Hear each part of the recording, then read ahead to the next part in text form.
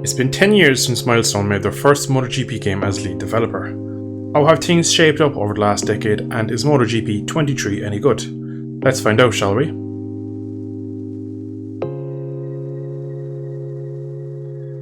Starting with some positives, the all-new career mode is a good addition to the series and has brought a needed shake-up to the game mode. The addition of social media system, rivals and flag-to-flag races have made career mode feel fresh, and I believe will allow players to play for many seasons without the stale feeling of past games. For years, the career mode was a basic managerial season mode, where by the time you get to ride for a Motogp team, you're already sick of the drawn-out glorified season mode. In this year's iteration, they have made a nice step forward on that front, and thankfully I am enjoying the new career mode quite a bit.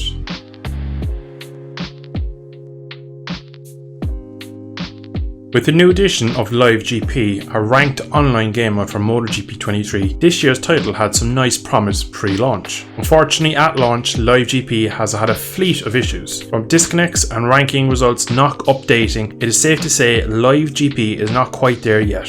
It must be said, when Live GP does get polished off, it will be a valuable asset to this year's game, and something I am looking forward to myself getting stuck into. But at the time of this review, the online scene is in limbo until we see some much needed fixes.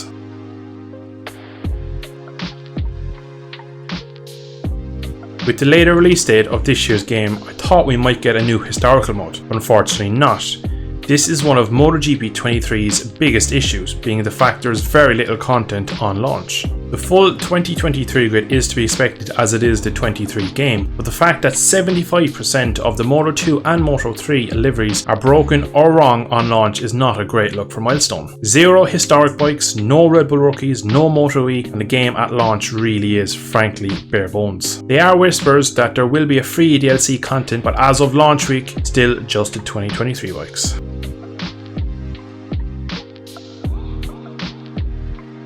As we've come to expect from a Milestone release, it is riddled with bugs. From riders with historic helmets to inside-out boots, it is safe to say that this year's title is heavily bugged out. Fortunately, if you are on PC, Biker Gaming is working hard to fix all of these oversights from Milestone.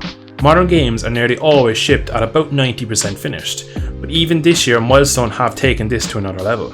If you are on console, well, I'm sorry for the state of the game, as I don't have much faith that Milestone will be as attentive as the modding community on PC.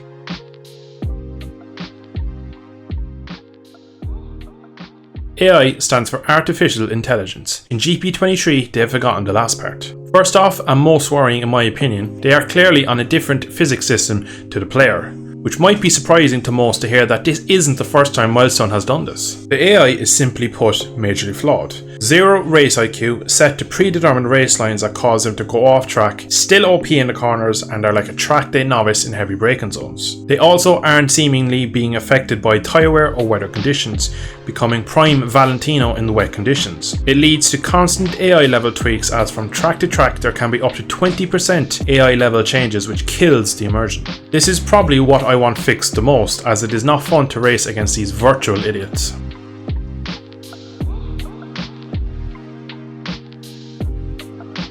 Last but certainly not least, if you are a long-time viewer of my channel, then you will be aware of how critical of bike games I am over their physics models.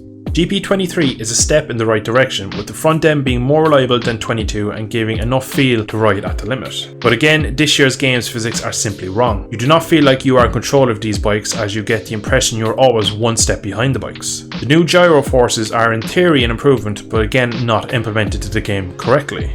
This has made Moto 3 almost unbearable to play when you add the cheaty AI to the mix. There are still a lot of underlying issues that persist from Motogp 22. Chances are, if you didn't like last year's game, 2023 isn't for you.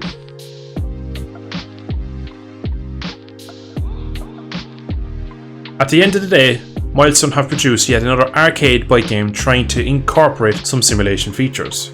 For some that might be enough, but for anyone that is a sim racer at heart, this will just be intolerable to play for more than an hour. With all the bugs at launch, lack of content and mediocre online system, this year's game will undoubtedly not be one of those that will be remembered in years to come. My final rating for Motogp 23, 6 out of 10. A decent step from last year's iteration, but still miles off what I would class as a good Motogp game.